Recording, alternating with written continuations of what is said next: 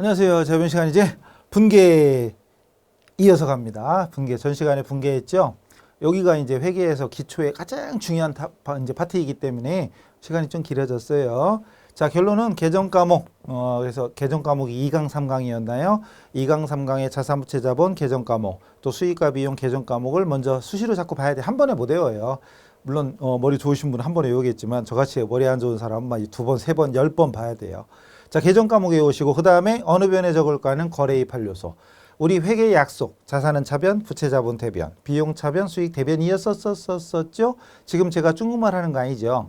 중국말처럼 들리고 그럼 곤란합니다. 어쨌든 거래입할 요소, 계정 과목을 정리하신 다음에 분계를 하면 되고, 또 쉽게 하는 방법 중에 하나가 간편법이라고 그랬죠. 그냥 돈이나 물건, 이제 현금이나 아니면 상품 이런 돈이나 물건이 들어오면 차변, 나가면 대변이다. 간편법으로. 정석은 거래입할 요소 일일이 자산 증가, 자산 감소 이런 걸 따져야 되는데 귀찮으니까 뭐니 해도 돈이 최고니까 돈이 들어오면 차변, 나가면 대변 이러면 좀 간편하게 했었지요. 기초 생기초 완전 회알모 초보자들을 위한 기초 회계 원리 강의 거기에 분계 설명 여러 가지로 드렸으니까 그거 참조하시면 되고, 자 이제 교재 기본서 17쪽에 그 예제 2번 그거 엄청 중요한 거예요. 그 예제를 누가 만들었나 진짜 정말 아주 대단한 문제니까 그걸 보시면서 거래 요소 분석, 결합관계 분석하는 연습도 하고, 거래의 종류, 교환거래, 손익거래, 혼합거래 판단하는 연습도 하고, 그리고 분계 연습까지. 이건 진짜 11개밖에 안 되지만 그 110개 있다고 생각하고 여러 번 반복해서 확실히 내 걸로 만드세요. 아셨죠?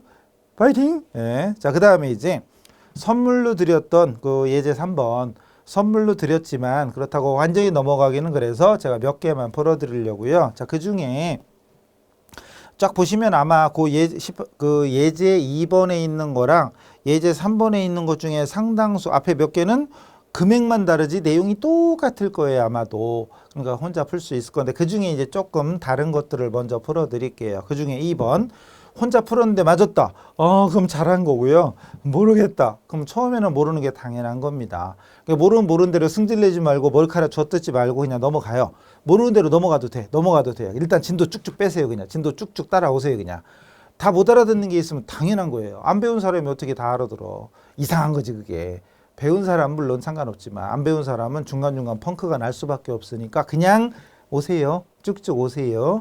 자, 2번 갑니다. 현금 500만 원. 근데 그중에 차입금 200이래. 저 500 중에 200은 빌린 거죠. 어쨌든 출자했어요. 자, 출자라는 단어가 글자 그대로 하면 출자니까 출자. 왜 이래 이거. 출자니까 자금 돈이 나가는 거죠. 누가 누구한테? 기업주의 주머니에서 기업의 돈, 회사 돈으로 들어오는 거잖아요. 근데 회계는 누가 한다고 그랬시요? 기업이. 그럼 회사로 볼 때는 돈이 들어오는 거죠. 들어오니까 들어오면 어느 변이랬시요? 차변이죠. 차변의 현금 500만 원. 근데 그 중에 200은 차입금 부채니까 부채는 대변이잖아요. 단기 차입금. 보통은 아무 말도 없으면 단기 차입금이에요. 전산 입력할 때는 보통 단기 차입금이에요. 단기라고 써놓을 걸. 단기요? 단기 차입금. 아니면 그냥 지금 이론이니까 어차피 실기할 때는 차입이라고 딱 치면 단기, 장기 선택이 되거든요. 단기 차입금 하시면 되고요. 지금은 그냥 차입금 해도 됩니다. 200만 원. 그럼 자산에서 부채 뺀 나머지가 자본이라면서요. 그럼 나머지가 자본금이 됩니다. 자산에서 부채를 뺀 나머지 300만 원. 원래는 숫자도 이렇게 이쁘게 써야 되는데 숫자도 콤마 찍으면서 이렇게 이쁘게 써야 되는데 바쁘니까 대충 썼네요. 자, 이렇게. 그럼 우리 오늘 이 시간 부로는 여기 지금 차대라고 써놨지만 그냥 백지였다고 생각하면 여기 중간에 사선을 긋으면 되는 거죠. 중간에 사선을 긋고 차변 대변 구분하면 되는 거예요. 이게 차대가 써 있으면 뭐 상관없고 더 좋고.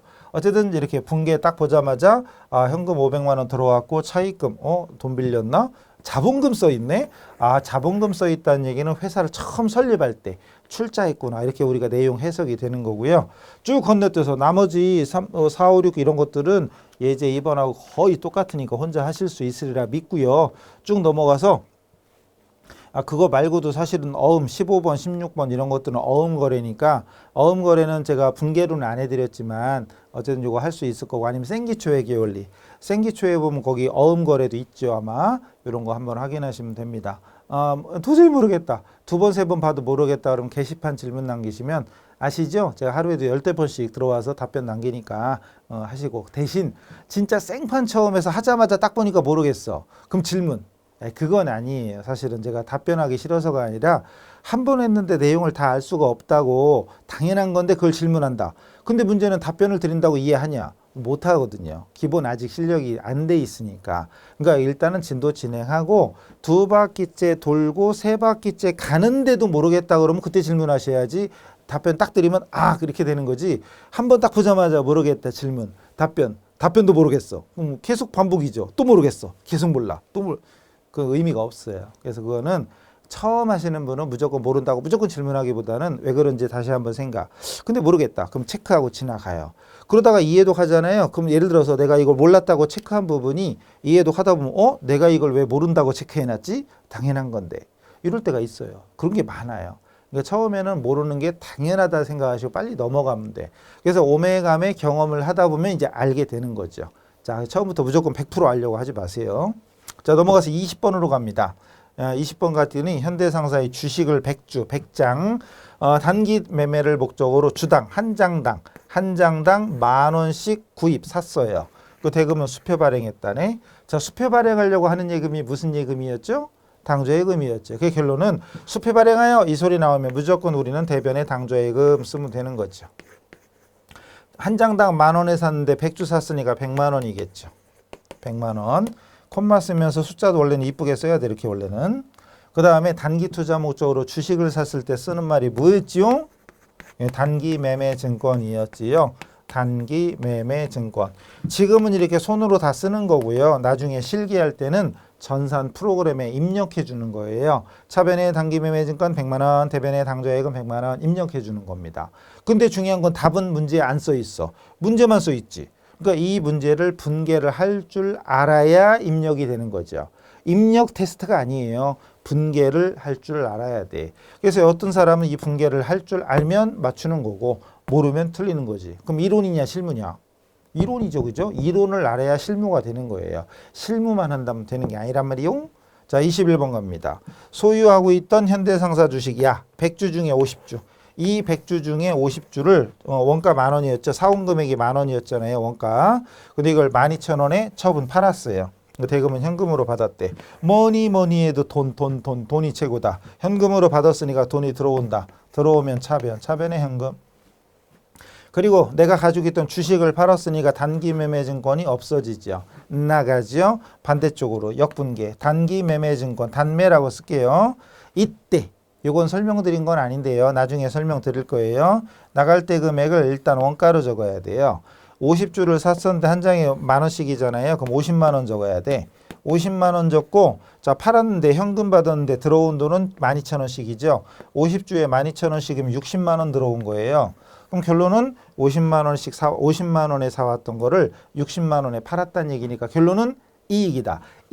그럼 대변에 단기 매매 증권 처분 이익이 10만 원입니다. 이렇게 원가와 이익을 따로따로 적어줘야 돼요. 요거는 뭐 기초 원리에서는 설명 안 했으니까 요걸 풀어드리는 겁니다. 앞으로 이런 것도 시험에 종종 출제됩니다. 자, 몇 개만 했어요. 근데 이걸 내가 설명 안 듣고 나 혼자 다 풀었다. 무사히 풀었다. 그럼 훌륭한 거지. 진짜 생판 처음 배웠는데 혼자 이거 다 풀었다. 그럼 진짜 훌륭한 거예요. 근데 답 보면서 하지 마시고 혼자 연구해봐요. 계속 이어집니다. 22번.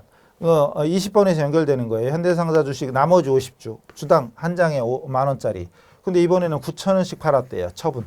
팔고 현금으로 받아서 현금으로 받다. 끝나지 않았네. 받아서 당조예금 시켰대. 그럼 현금은 내 손에 없죠. 받자마자 예금 시켰으니까 예금밖에 안 남았죠. 그럼 차변에 돈이 들어와. 현금이든 예금이든 들어오는 건 차변이죠. 얼마 들어왔냐? 50주에 9,000원씩 팔았으니까 45만 원 들어왔고요. 그리고 단기 매매 증권이 없어져. 나갈 때 금액을 원가로 적으랬죠. 그럼 뭐 10,000원씩 50주니까 50만 원이죠. 근데 이번에는 결론은 50만 원에 사왔던 걸 45만 원에 팔았으니까 손해봤잖아요. 손실, 비용이잖아요. 그 차변에 단기 매매 증권 처분 손실. 단기 매매 증권 처분 손실 이렇게 적어야 됩니다. 이렇게. 이래서 차변합계 금액과 대변합계 금액은 반드시 일치해야 된다. 자, 원가로 적는 걸 설명한 적이 없으니까 지금 풀어드리는 거라고 말씀드렸지요. 예. 23, 24 얘들도 사채입니다. 보통 이제 주식으로 많이 나오는데 드물게는 사채도 나와요. 사채 100만 원을 단기 투자 목적으로 구입받고 월말에 주기로 했대요. 사채를 샀어. 이럴 때도 유가증권 산 거니까 단기 매매 증권으로 처리합니다. 단기 매매 증권 100만 원. 그리고 나중에 월말에 주기로 했으니까 외상이죠. 돈을 지금 당장 주는 게 아니라 나중에 줄게 이런 건 외상이거든요. 외상. 그럼 외상매입금이라고 하면 안 됩니다. 차변에 나오는 게 상품이나 원재료, 재고자산, 상품이나 원재료면 외상매입금이지만 상품이나 원재료가 아닌 경우에는 미지급금이라고 해줘야 됩니다.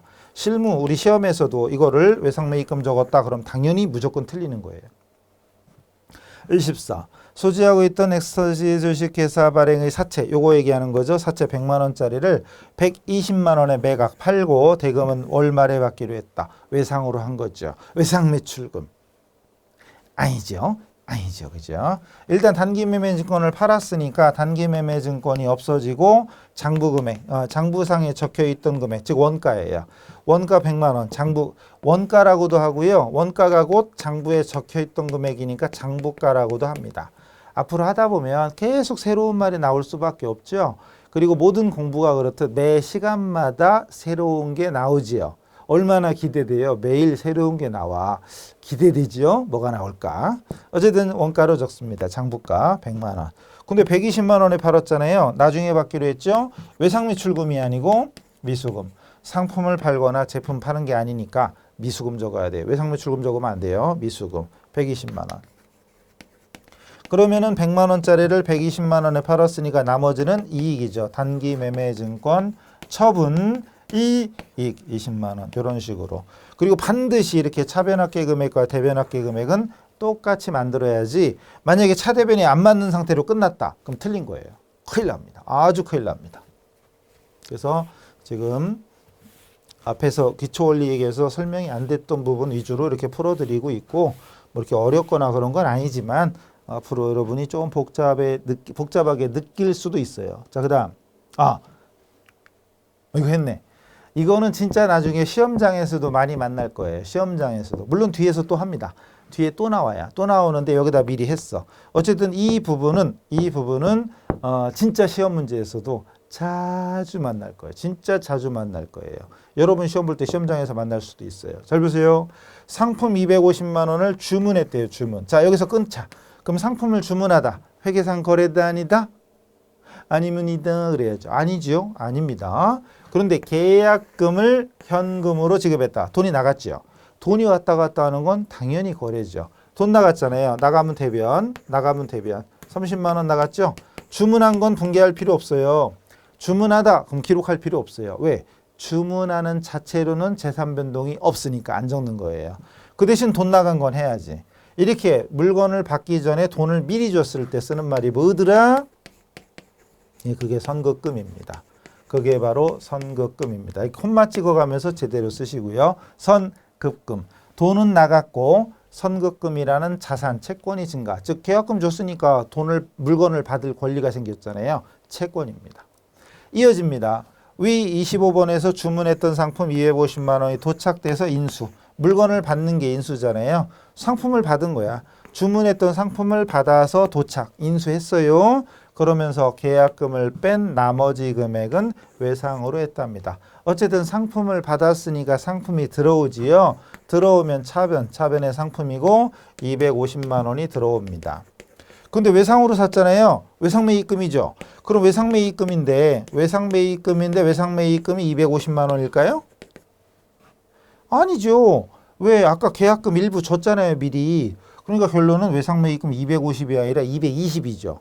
그럼 250이 아니라 220만 원으로 써줘야 되는데 이렇게 차변하고 대변이 안 맞으면 안 돼요. 맞춰야 돼. 그래서 결론은 아까 주문하고 계약금 줄 때는 돈을 미리 줬으니까 선급이라고 했잖아요. 선급금. 근데 주문한 상품이 이제 도착됐어. 물건을 받았으면 더 이상 선급이 아니잖아요. 이걸 없애줘야 돼. 없애줄 때는 반대쪽 역분계 씁니다. 없애줄 때는 반대쪽 역분계. 반대쪽에 쓰는 거 역분계라고 그래요. 이렇게 없애줍니다. 그래서 간편분계법 중에 하나가 돈이나 물건이 들어오면 차변, 나가면 대변. 이거 하고, 그리고 또 하나, 없애줄 때,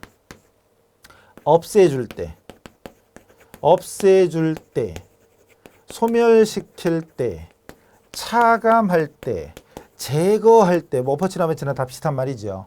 그러니까 어떤 금액을 없애야 되겠어. 그럴 때는 반대쪽에 써라. 그걸 뭐라고 한다? 역분계. 반대쪽에 쓰는 걸 역분계. 반대쪽에 쓰는 거 역분계라고 그래요. 기억하세요. 선급금이 원래는 차변이었는데 없애줘야 되겠다. 그럼 대변으로 갑니다. 이렇게 반대쪽에 가는 걸 역분계라고 그래요. 이분계. 그래서 이분계도 시험에 잘 나오고 이분계도 시험에 잘 나옵니다. 진짜로. 나중에 보세요. 진짜 잘 나옵니다. 그 지금은 손으로 썼지만 나중에 시험장에서는 전산으로 입력하는 겁니다. 계속 가볼까요? 여러분 선물로 드렸는데 너무 많이 풀어드리지? 30번까지 있는데 너무 많이 풀어드리는 것 같아. 일단 가요. 자, 상품 300만 원이 주문을 받고 계약금 50만 원을 현금으로 받았대요. 여기서 끊으면 주문을 받았어. 주문을 받았으면 회계상 거래다 아니다? 아니다. 아무런 변화 없잖아요. 여기까지는 안 합니다. 근데 계약금을 50만 원 현금 받았으니까 돈이 들어오죠. 들어오면 차변에 현금 50만 원 들어왔고, 자, 이렇게 물건을 주지도 않았는데, 아직 팔지도 않았는데, 주문만 받았는데 돈을 미리 받았어. 이럴 때 쓰는 말이 선수금이란 말이죠. 선수금. 현금 들어왔고 선수금, 부채가 증가. 왜 부채 증가냐? 이제 물건 보내야 될 의무가 있잖아요. 돈을 받았으니까 뭔가를 보내야 될 의무가 생겼으니까 부채입니다. 근데 주문받았던 상품을 화물회사를 통해서 발송했다. 보내줬죠? 그럼 파는 거죠. 이때 계약금을 차감한 나머지는 외상으로 했다. 자, 이제 어쨌든 결론은 상품을 파는 거니까 우리 전산회계에서는 상품 매출이라는 수익으로 본다고 그랬죠. 물건을 보냈으면 팔린 거야. 300만 원을 매출했다. 수익으로 적습니다. 그리고 돈을 받았냐 못 받았냐? 외상으로 했대. 그렇다고 외상매출금 300일까요? 외상매출금 300일까요? 아니지. 왜? 돈을 아까 미리 받은 게 있으니까. 그럼 결론은 다시, 아까는 물건을 주문만 받은 상태에서 돈을 받았으니까, 미리 받았으니까 선수금이었잖아요. 근데 물건을 주기 전이니까 선수금이 맞지만, 이제는 물건을 보내서 물건을 줬어. 물건을 주는 순간 더 이상 미리 받은 게 아니죠. 없애줘야 돼. 선수금 없애줍니다. 없애줄 때는 역분계. 선수금 50만 원을 없애주고 나머지 250만 원을 이제 앞으로 받아야 되잖아요. 그게 외상매출급이에요. 이런 분계를 자연스럽게 자유자재로 할 수 있어야 됩니다. 엄청 중요한 겁니다. 그래서 이 분계를 이것도 시험에서 진짜로 많이 만날 거예요. 나중에 보세요. 나중에 뒤에 실기 있잖아요. 또 이론 끝나면 실기도 하셔야 되잖아요. 아니면 원래는요, 이론만 다 들어야 돼. 끝까지. 이론만 다 듣고 나서 실기를 해야지 제일 좋아요. 편해요. 근데 솔직히 이론만 계속 들으면 짜증나죠. 벌써 이제 몇 강이지? 5강인가? 5강인데 벌써 막 이런 사람이 있을 거야 아마. 참으세요. 참으시고 어쨌든 버텨내야 됩니다. 그리고 지금 천천히 한꺼번에 몰아서 하지 말고 조금씩 나눠서 하나 듣고 복습하고 이런 식으로 조금씩 꾸준히만 하시면 충분히 할 수 있어요. 다시 이런 문제는 나중에 실기에서 또 나오는데, 참 그 얘기하다 말았지. 이론만 하면 힘들 수 있으니까 제가 공지사항에 학습 플랜 올려드렸잖아요. 거기 보면 쉽게 이렇게 하면 돼. 일주일은 그냥 이론만 해라. 일주일은 계속 이론만 해라. 일단 최소한 어느 정도 이론 알아야 되니까. 그리고 일주일 후부터는 이론과 실무를 같이 하면 좀 덜 지루하죠. 근데 좀 괜찮다면 이론 다 일단 한 바퀴 돌아. 알든 모르든 한 바퀴 다 돌고 실무로 딱 가요. 그러면 좀 훨씬 쉬울 거예요. 근데 이론 실무, 그리고 마지막 기출 이런 식으로 가야 되는데, 대부분 학생들은 기출 문제만 냅다 풀죠. 그거는 당장은 합격은 쉽지만 합격은 더 쉬워. 이런 기출 문제 푸는 게 합격은 제일 쉬워요. 근데 그거는 우리 나중에 보면 회계를 빨리 포기하는 비법이 되는 거고, 실무에 나가서 욕을 부르는 비법이 됩니다. 그래서 결국 우리 진짜 실무에 가서 이거 쓰려고 배우는 거잖아요. 그러니까 전산회계 배울 때는 자격증만 따면 된다 이렇게 하시면 안 되고, 진짜 실무에 나가서 조금이라도 욕을 적게 먹고 눈물을 적게 흘리려면 확실히 알아야 돼요. 자격증 따는 게 100%가 아니라는 거죠. 자격증 따는 것만 100% 목적이 아니라 실무에 나가서 써먹어야 돼. 자격증은 덤으로 와야 돼. 덤으로 그냥. 이래야 되는데 겨우 기출문제만 풀어가지고 어떻게 해서 합격하겠다. 그런 사람은 실무에 나가면 맨날 욕먹고요. 월급도 안 오르고 맨날 그런 거예요. 그래서 여러분이 좀 힘들더라도 공부를 분계 같은 거 자꾸 연습하셔야 돼. 넘어갑니다. 자, 이번에는 교재 21쪽 전기로 갑니다. 자, 전기라는 건 찌릿찌릿 전기 그게 아니고 구를 전자 기록할 기자, 즉 분계, 조금 아까 분계했죠. 실제로는 전산으로 입력하니까 입력만 딱 해주면 나머지는 알아서 프로그램이 알아서 하지만 원리상으로는 지금부터 우리가 하는 걸 해야 돼요. 그 분계한 것을 이제 계정에 옮겨 적는 거예요. 즉 현금 계정, 상품 계정, 외상매출금 계정, 대여금 계정, 받으러금 계정, 차입금 계정 등등등등 해서 우리 두 번째 시간하고 세 번째 시간에 계정 과목 배웠던 게 현금부터 잡비까지 한 4, 50개 되잖아요. 실제로는 100개 이상이 되죠. 근데 분계에서 만약에 현금하고 차입금이 나왔다. 그러면 계정에 현금 계정하고 차입금 계정이 같다가 적어야 돼요. 같다가 적어야 돼. 그게 바로 전기입니다. 전기. 총계정 원장은 각 계정의 집합, 모든 계정을 한 군데 모아놓은 장부다. 그래서 우리가 배웠던 현금 계정부터 잡비까지 생기초만 하면 4, 50개. 그 계정을 한 군데 다 모아놓으면 그게 총계정 원장이고 분계한 거, 분계를 분계장에 하거든요. 지금 우리는 그냥 연습장 또는 그냥 칠판에다 이렇게 차변대변 적기만 했지만 제대로 하자면 분계장이라는 장부가 있어요. 분계를 기록하는 장부, 분계장. 분계장에다 분계를 일단 해. 손으로 한다면 손으로 써. 그리고 나서 이 총계정원장, 총계정원장으로 옮겨 적는 거, 이게 바로 전기입니다. 이제 전기 할 거예요. 해당 분계의 해당 과목을 찾아서 차변에 있으면 차변에, 대변에 있으면 대변에, 계정 과목 내는 상대편 계정 과목을 적어라. 2개 이상 있으면 최저다. 그럼 이러면 알아요? 그렇죠. 그래서 바로 예제를 풉니다. 바로 밑에 예제 있죠? 그래서 이 문제는 이렇게 말로만 하면 그렇구나 이해하면 얼마나 좋아. 근데 이게 말이 안 되지. 그래서 이거를 자 여러분 교재에 예제 4번 있잖아요. 요걸 가지고 분계를 하고 전기까지 하랍니다. 분계를 하고 전기까지 하랍니다. 그래서 이거는 칠판에 이거 PPT로 쓰려면 이게 지금 계정 우리가 많이 그려야 되기 때문에 좁아서 안 그려놨으니까 참고하시고요. 자 일단 보세요. 그래서 예제 4번. 그거를 제가 분계도 하고 계정에 옮기는 것까지 해볼게요. 분계하고 계정에 옮기는 것까지 해볼게요. 자, 여기다 해야 되겠네. 여기다 그냥 할게요. 자, 분계부터 할게요. 그리고 여러분 그 해담란에 보면 거기 밑에 해담란이지. 그 계정이 8개 있죠. 8개. 8개가 매출원가도 있나? 이런 8번까지 있어서 그렇구나. 어쨌든 총 8개의 계정이 있죠. 8개의 계정이 있어요. 그럼 여러분들 연습장에다가 일단 한 번을 해보세요. 이렇게 8개의 계정을 그리는 거야. 연습장에 이렇게 그 써있는 대로 8개를 그려봐요. 요 자체는 사실 시험에 나오냐 안 나오냐 이런 건 묻지 마시고 일단 무조건 하세요. 그리고 우리 원래는 전산회계니까 프로그램의 분계만 딱 입력하면 사실 나머지는 자동으로 돼요. 그러나 우리는 손으로 이걸 하는 걸 알아야 돼요. 알아야 돼. 여기 현금 있고 외상 매출금 있고 외출이라고 썼어요. 상품 있고 그리고 뭐다냐 외상 매입금 있고 그 다음은 자본금 있고 그리고 상품 매출이라는 계정이 있고 그리고 이상한 계정도 있어. 상품 매출원가 상품 매출원가 뭐 이상한 계정이 있어요. 회계이급을 안 배운 사람은 사실 이 부분은 어려울 수 있어요. 그냥 감안하시고 넘어가요. 보험료 일단 그런 게 배우고 넘어가요. 자 이렇게 8개의 계정 실제로는 8개가 아니라 80개, 100개도 있어요. 근데 일단 8개가 전부라고 생각하시고 자 지금부터 분계를 물론 답은 다 있으니까 우선은 쓰지 말고 연습장에 그리라고 했는데 그건 이따가 강의 다 듣고 그다음 혼자 해보세요. 혼자 잘 되나 해보세요. 그리고 해고 다시 모르겠다 그러면 강의 들으시면 되죠. 1번 갑니다. 현금 100만 원 출자해서 영업을 개시하다 그러면 일단 결론은 쉽게 하면 들어오면 차변 나가면 대변이었잖아요. 그거 생각하면서 일단 현금 출자하면 현금이 들어옵니다. 100만 원. 그 다음 출자금은 자본금으로 분계하더라. 자본금 100만 원. 자 분계했죠. 분계 끝나면 바로 전개합니다. 분계 끝나면 전개합니다. 현금 나왔죠? 현금 계정 찾아가서 차변에 있었죠? 차변에 갑니다. 금액 100만 원. 그리고 요 앞에다가 자 만약에 생각해보세요. 요것만 딱 보세요. 현금이 차변에 있으면 돈이 들어온 건 알 수 있죠. 근데 왜 들어왔나 알아요? 우리는 지금 분개했으니까 출자금이다 알지만 만약에 이것만 딱 보면은 돈이 들어왔는데 왜 들어왔나 알아요? 이게 상품 파는 건지 돈을 빌린 건지 알아요?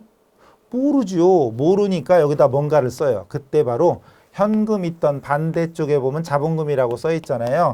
이렇게 반대쪽에 있는 계정 과목, 그걸 전문용어로 상대편 계정 과목, 줄여서 상대 과목. 반대쪽, 상대편에 있는 계정 과목, 상대 과목을 적습니다. 그 다음 현금에 적었죠. 이번에는 자본금 찾아가. 자본금 있죠. 대변이죠. 대변에 갑니다. 그럼 대변에 100만 원 적어. 그리고 앞에다가 뭘 써요? 뭘 쓰냐? 반대쪽에 있는 계정 과목인 현금을 씁니다. 자, 이거를 꼭 연습하셔야 돼. 시험에 나오냐 안 나오냐 따지지 말고 무조건 연습하셔서 분개를 딱 하고 계정에 옮기면 이렇게 되는구나. 그럼 현금 계정 차변과 자본금 계정 대변. 어라? 여긴 차변, 여긴 대변이네. 여기도 차변, 여기 대변. 차변, 대변이 항상 같이 나오잖아요. 계정에도 차변, 대변 두 군데 적힙니다. 한 번 더. 두 번째, 2번. 상품 70만 원 현금 주고 사왔다. 상품을 사왔으니까 상품이 들어오고 현금이 나갑니다. 상품 70만 원. 그새 까먹었어. 돌았으면 까먹어요. 상품 현금이죠. 자, 분개 끝나면 바로바로 전개하자. 상품 나왔죠? 상품. 차변에 있죠? 차변에. 금액 70만 원. 근데 금액만 적으면 이게 현금 주고 샀는지 외상으로 샀는지 알 수가 없잖아요. 분개를 봐야지 알지. 근데 이것만 보고는 모르잖아요. 그래서 여기다 쓰는 거야. 반대쪽에 있는 현금. 여기다 현금이라고 딱 쓰는 겁니다. 그리고 현금 나왔죠? 현금 계정. 대변에 있죠? 대변에 갑니다. 이렇게 몇 번만 따라해 보시면 돼요. 그리고 여기다 이름을 쓰는데 반대쪽에 있는 계정. 지금 내가 뭐 하고 있나 이런 거 생각하지 말고 그냥 따라해요. 따라해요. 이렇게 분개를 보고 계정에 옮겨 적는 거. 분개를 보고 각 계정에 옮겨 적는 걸 뭐라고 한다? 전기. 분개를 각 계정으로 옮겨 적는 걸 뭐라고 한다고요? 전기. 그럼 여기 생각해 봅시다. 딱 두 개밖에 안 해봤지만 분개한 것을 계정에 옮겨 적는 걸 전기라고 하는데 분개가 중요해요? 전기가 중요해요? 물론 둘 다 중요한데 둘 중에 하나를 굳이 고르라면 분개, 전기 어떤 거? 분개죠. 만약에 분개해서 틀렸어. 그럼 열심히 옮겨봤자 어차피 틀린 거잖아요. 바로 그겁니다. 그래서 왜 앞에서 분개를 잘하면 회계를 잘하는 거다 그런 얘기 했었었죠. 분개 연습 많이 하셔야 돼요. 예제 2번, 예제 3번 완전히 통달하셔야 됩니다. 그래서 이런 분개가 지금 이게 썼지만 나중에 눈으로 봐도 그냥 분개가 돼야 돼. 나중에 시험 볼 때도 이 문제가 나오잖아요. 그러면 이제 그 숙달이 조금 덜 된 사람은 이걸 써. 문제지에다 써. 그리고 전산 입력해. 근데 저랑 앞으로 수업을 많이 해서 제대로 하시면 이거 안 써요. 문제 읽자마자 현금 출자했네. 그럼 차변의 현금 바로 입력합니다. 어쨌든 분개를 할 줄 알아야 돼요. 계속 갑니다. 3번. 상품 50만 원 현금 매출했대. 상품 팔았대요. 그럼 대변의 상품 매출. 전산회계에서는 상품 매출로 한다. 일단 알아두세요. 50이었죠? 돌아서면 까먹어 하여튼. 그리고 현금 받고 팔았죠? 현금 받고 팔았습니다. 현금. 자, 분개 끝나면 바로바로 전개합니다. 사실은 정말 완전 회알못 생초보자. 회알못 생초보자는 이 분개를 계정에 옮기는 것부터 슬슬 하긴 분개부터 벌써 삐그덕거리지.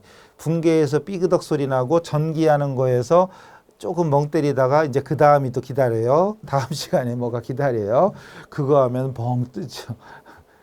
생기초 할 때 생기초에서도 두세 번 고비가 있어요. 작은 고비들이 있어요. 큰 고비까지는 아니고 일단 지금까지 무난히 따라오시면 다행인데 가볼게요. 자, 분개 끝나면 전개합니다. 현금 나왔죠? 현금. 차변에 있으면 차변에. 그리고 상대 과목은 상품 매출. 상매라고 적을게요. 그냥. 어차피 답은 있은 게. 그 다음 상품 매출이 있으니까 상품 매출 찾아가서 대변에 있으니까 대변에 상대 과목 현금 50만 원. 그럼 여기서 딸랑 겨우 3개밖에 안 했는데 한 300번쯤 했다고 쳐요. 한 300번쯤 했다고 치면 현금 계정 차변에 상품 매출을 적는 순간 머릿속에는 상품 매출 대변에 현금이 오겠구나. 이런 게 눈에 보여야 돼요. 안 보고도 해야 돼. 현금에 자본금이 적혔으면 현금 차변에 자본금이 있으면 자본금 대변에 현금이 있을 거야. 이런 게 눈에 보여야 돼. 상품 계정 차변에 현금이 있으면 현금 계정 대변에 상품이 있겠네. 이런 게 눈에 보여야 돼. 어떤 계정 차변, 다른 계정 대변에 동일한 금액이 적혀 있어요. 어떤 계정 차변, 다른 계정 대변에 동일한 금액이 적혀 있어요. 어떤 계정 차변, 다른 계정 대변에 동일한 금액이 적힙니다. 분계는 하나지만 계정은 최소한 두 군데로 가죠. 분계는 하나지만 계정은 두 군데 이상 가요, 계속. 그러니까 항상 모든 계정, 차변합계 다 더하고 대변합계 다 더하면 결론은 합계는 똑같다. 중요한 겁니다. 지금 하는 것들이 왜? 이런 거 따지지 마. 아, 그렇구나. 이렇게 빨리 받아들여서 익숙하게 만들면 됩니다. 중요한 거예요. 계속 갑니다. 계속 갑니다. 그 다음 4번. 4번은 뭐요? 상품 60만 원 외상으로 매입. 상품 샀죠? 상품이 들어옵니다. 60만 원. 외상으로 사왔은 게 대변은 외상 매입금 60만 원. 분계 끝나면 바로바로 정기. 상품 나왔으면 상품. 차변에 있으니까 차변. 상대 과목 외상 매입금 60만 원. 그리고 이것만 딱 쓰자마자 상품에 외상 매입금 적혀 있네. 아, 그럼 외상 매입금에도 가겠지. 여기는 차변이니까 여긴 대변에 오겠지. 상대 과목은 상품이겠지. 요거 보고도 요게 떠오르면 아주 훌륭한 겁니다. 물론 분계 보면 외상 매입금 대변에 상대 과목 상품 금액은 60만 원. 어쨌든 요 부분이 회계 처음 하는 사람한테는 이것마저도 사실은 쉬운 게 아니죠. 당연히 쉬운 건 아닙니다. 참고하시옵고, 5번 상품을 45만 원 외상 매출. 왜 이리 많지? 문제 너무 많이 썼는데. 자, 상품을 외상으로 팔았대. 그럼 대변의 상품 매출 45. 외상으로 팔았죠? 자변의 외상 매출금. 왜 이렇게 많이 만들었지? 이 참말로. 계정이 옮겨볼까요? 자, 외상 매출금 어디 갔어? 외상 매출금. 차변에 있으니까 차변에 상대 과목 상품 매출 45만 원. 그리고 상품 매출 계정 대변, 상품 매출 대변에 상대 과목 외상 매출 45만 원. 분계한 걸 그대로 옮겨 적으면 돼요. 그 분계 못하면 말짱 꽝이에요, 그러니까. 그래서 겁니다. 6번 외상 매입금 중 30만 원 현금으로 갚았다. 외상가 갚았다. 돈 나갔다. 나가면 대변. 왜 나갔냐? 외상가 갚았으니까. 그럼 차변의 외상 매입금, 대변의 현금. 얼마지? 30. 분계가 잘 되면 앞으로 거의 걱정 안 하셔도 됩니다. 분계 잘하는 사람은 앞으로 잘 할 수밖에 없어요. 자, 외상매입금 계정 찾아갑니다. 어디 갔냐? 여기 있네. 외상매입금 차변에 있으니까 차변에 상대 과목 현금 30. 그럼 외상매입금에 현금을 적었다는 얘기는 현금 계정에도 외상매입금이 가겠죠? 여기 차변이면 여긴 대변이 올 겁니다. 상대 과목 외상매입금 안 보고도 옮길 수 있으면 훌륭한 거지. 현금 대변에 상대 과목 외상 매입금 이거 적는 거지요. 7번 자동차 보험료를 현금으로 지급했대요. 7번 보험료 현금 나갔어. 대변에 현금 나가고요. 2만 원인가? 2만 원 나가고 차변에 보험료니까 보험료라고 쓰면 됩니다. 계정 과목을 알면은 분계는 쉬워요. 자, 옮겨 봅시다. 보험료 차변의 상대 과목 현금 금액은 2만 원. 현금 나왔으니까 현금 계정 대변에 상대 과목 보험료 2만 원. 됐죠? 자, 이렇게 전개하는 거 쉽죠? 재밌죠? 별거 아니죠. 까이 거 뭐. 자, 됐죠? 이렇게 분계한 것을 계정에 옮기는 거 솔직히 몇 번만 해보면 어렵지 않아요. 저 제좌 써 있는 거 무시하시고 그냥 이렇게 하면 어렵지 않은데 문제는 이 분계 자체. 물론 여기는 그냥 그 중에 쉬운 것만 써놓은 거고 어쨌든 중요한 건 여기 있는 것도 진짜 시험에 나와요. 여러분 진짜 시험 보러 가면 이거 나옵니다. 어차피 다만 우리는 손으로 적는 게 아니고 전산 프로그램에 분계만 입력해주면 전개하는 건 프로그램이 알아서 샥 해주니까 우리는 고민할 필요는 없어요. 그런가 보다 하시면 됩니다. 자, 일단 전기까지 했죠. 마지막 건 안 했지. 마지막 건 아직 안 했어요. 자, 근데 마지막 거 8번 보면 기말이야. 사실은 기말은 여러분 그 다음 파트가 5절이 결산이거든요. 결산을 하고 하시면 되는 거예요. 원래는. 그렇다 치고 8번 마지막 거 하고 이제 이 부분 마무리 줘야죠. 기말 상품 재고액은 55만 원이래. 뭐냐? 여기 봐요. 상품 계정을 째려보자. 상품 계정 째려보니까 1년 동안 들어온 게 얼마예요? 130만 원이야.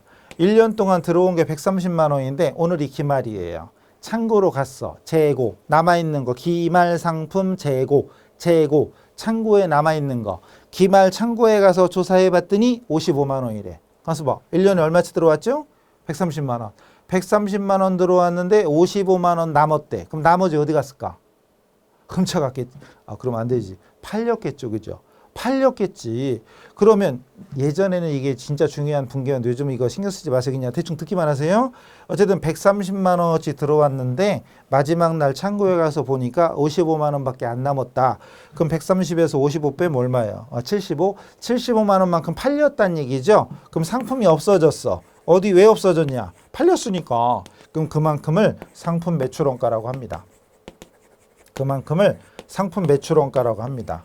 자, 이 부분은 뭐 너무 신경 안 써도 돼. 그냥 그런가 보다 하시면 돼. 어쨌든 130만 원 들어온 것 중에 75만 원어치는 결론은 팔린 거다 이거죠. 팔렸으니까 창고에 없겠지. 물론 누가 훔쳐갔을 수도 있겠지만 그건 논외로 치고 상식적으로는 팔렸다라고 보는 게 맞겠지요. 그래서 상품 매출원가 이것도 계정에 적으면 상품 매출원가 차변의 상대가목 상품 75만 원이고 그리고 상품 계정 대변의 상품 매출원가가 75만 원. 이 그다음 얘기는 나중에 하면 돼요. 일단 그런가 보다 해서 전기까지 했어요. 재밌죠? 재밌죠? 재밌다고 하면 재밌는 거 말이 씨가 돼요. 쉽다. 그거 쉬운 거예요. 근데 입만 열면 맨날 그런 사람이 있어. 하나도 모르겠어요. 하나도 모르기는 차변 대변 알았죠. 자산부채 자본 수익 비용 알았죠. 재무상태표 손익계산서 알았죠. 벌써 몇 개야 이것만 해도. 이 말만 알아도 벌써 몇십 개를 아는 거지. 입만 열면 하나도 모르겠어요. 그러지 마세요. 안 됩니다. 그래서 자 지금 여기까지. 제일 먼저 우리 회계의 출발은 거래를 분석하는 거예요. 이 어떤 사건이 발생했어. 그럼 이게 회계상 거래다 아니다. 즉 분계를 해야 되냐 말아야 되냐를 판단해야 돼. 근데 거래다. 그럼 분계해야지. 거래가 아니다. 안 하면 돼요. 거래, 그 다음은 분계, 그 다음은 전기. 거래 발생, 분계, 전기. 거래 발생, 분계, 전기. 이게 이제 우리가 매일같이 해야 될 일입니다. 물론 요즘은 전산이니까 분계만 하면 자동이라고 그랬죠. 근데 분계를 떠나서 수기라고 가정했을 때 여러분이 항상 거래가 발생하면 회계상 거래인지 아닌지 판단해서 회계상 거래면 분계를 하고 전기하면 되고 회계상 거래가 아니면 분계할 필요 없죠. 전기할 필요 없죠. 아시겠죠? 중요한 겁니다. 자, 그 다음에 여러분 여기 보시면 참고에 장부조직과 전표회계가 있어요. 장부조직과 전표회계가 있는데 장부조직 말 그대로 회사 회계 장부의 종류 여러 가지인데 특별히 중요한 건 아니고요. 여기서 장부에는 주된 장부와 보조 역할을 하는 보조부가 있다. 주요부를 보조해 주는 겁니다. 화살표가 거꾸로 돼야 되나? 보조부가 주요부를 보조하는 역할인 거예요. 그럼 분계를 기록하는 분계장과 모든 계정을 한 군데 모아놓은 총계정원장 이 두 가지가 주요부다. 기억하시고 그 다음에 분계장에 적고 나서 보조부로 장부의 기록. 예를 들어서 분계를 했을 때 상품을 사고 팔았을 때는 매입장, 매출장에 좀 더 자세히 적어주고 받으러 온 기입장, 지급어 온 기입장, 현금 출납장 이런 것처럼 그 자주 발생하는 거래를 좀 자세히 기록하는 보조 기입장이 있고 총계정원장에 적고 나서 일부 보조원장, 상품재고장, 매출처원장, 매입처원장, 고정자산 대장 이런 것처럼 뭐 이건 크게 뭐 외워야 되고 이런 건 아니고 장부에 주요부와 보조부가 있다 이런 정도로 하시면 돼요. 주요부, 보조부. 주요부에는 분계장, 총계정원장. 보조부에는 보조기입장, 보조원장. 근데 보조기입장은 매입장, 매출장 세 글자. 끝나는 말이 무슨 기입장, 출납장 세 글자. 보조원장은 상품재고장 빼고는 끝나는 말이 원장, 대장 두 글자. 그래서 이것도 문제에 좀 귀찮게 나오면 이게 나올 수도 있어요. 전표는 안 해도 돼. 전표는 옛날에는 손으로 하는 거라면 손으로 아까 우리 분계한 거 있죠.